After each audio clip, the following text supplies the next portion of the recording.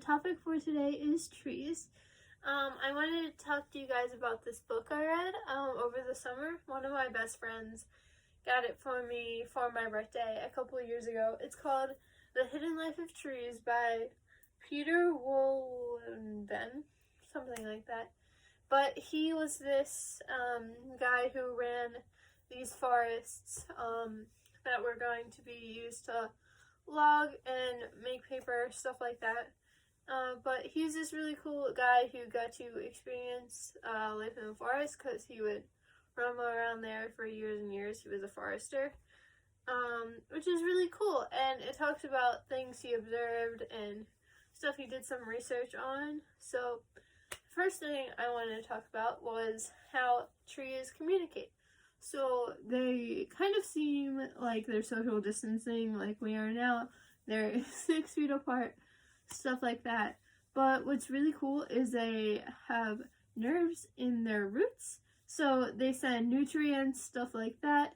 And what's really cool is that even after a tree dies, the neighboring trees, if they really like that tree, they still send nutrients. So sometimes that's why stumps can still have, like, if you pull back their bark and stuff like that, they can still have some green parts. And green is only a color that appears when they're alive.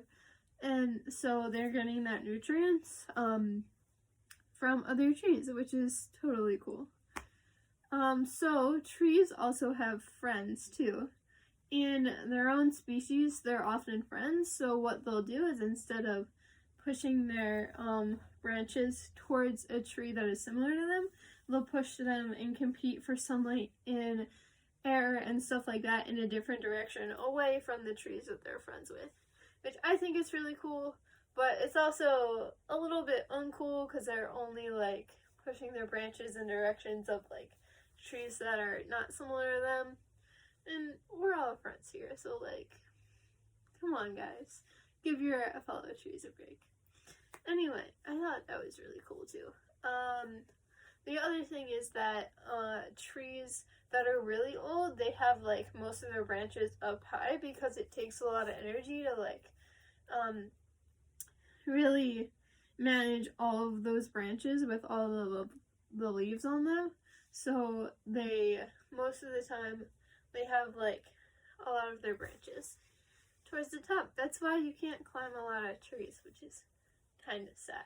So one of the cool things you can do is you can actually see how old trees are by yourself.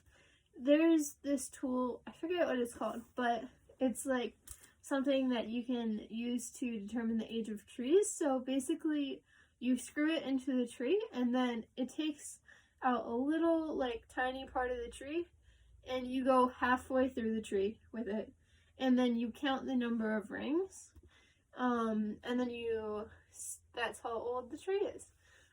What's really cool about the rings is that during like the spring and the summer, the rings will often have a lighter color, and then during like the last part of like the growing season, that it will be darker, which is really cool.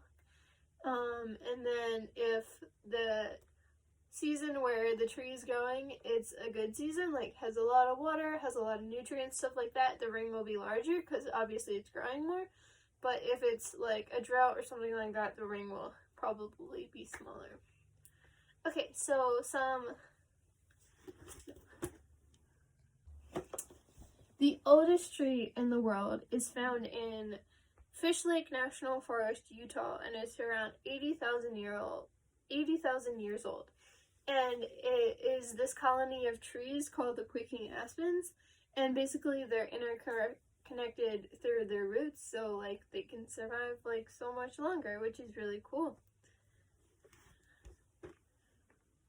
So some cool tree facts. Did you know there's a tree in Italy called the double tree of Casoro because it's a cherry tree growing on top of mulberry tree? It's really cool. There is a tree called the dragon blood tree that when you cut it, it bleeds red sap, and it's only found in the island of Socotra in Yemen. And the island in Yemen, I was researching it today, and 37% of their species are only found on that island, which is really cool.